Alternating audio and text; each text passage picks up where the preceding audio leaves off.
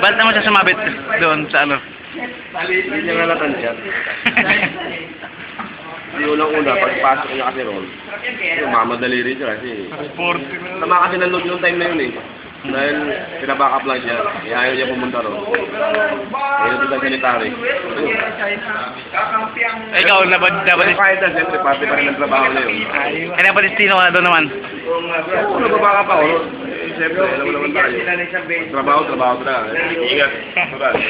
Tirahin ka kaya ng tirahin. Kaya lagi ko sinasabi sa inyo na pag nagtrabaho kayo, mag-iingat kayo. Hindi yung pagkita sa mga loob, magdadala na kayo sa damdamin nyo. Kaya ingat pa rin, doble ingat. Hindi yung pwede yung bala-bala kayo trabaho. Kasi pag nahuli kayo, sino kawawa?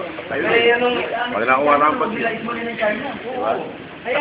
Yung USS Eh, wala na pala kayo tatanong. Sinabi mo rin. taon ka ka mo nandito na. Tanong mo rin yung tanong. Sir, ilan taon ka na nandito sir? Tagal ko na rito. 15 buwan na ako rito. Ganon lang yung ano. I've been here in 15 months. 15 months already? Ayun Wala pa balak mag-resign yan. Sa tagal mo na 15 months. Lababi.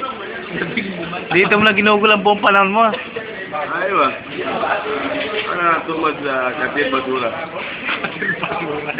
Ayun Ni-interview nila ako eh. Di, ibig sabihin, natagal ka pa dito ng mahigit sa kumulang. Inshallah. Allah, give me chance. Inshallah. 15 buwan, natiis mo yun. Napakatagal na panahon. Oo naman. 15 na puro lo. Walang iyo. Marami naman dito kung gusto mo. Pero parehas ako ayoko ng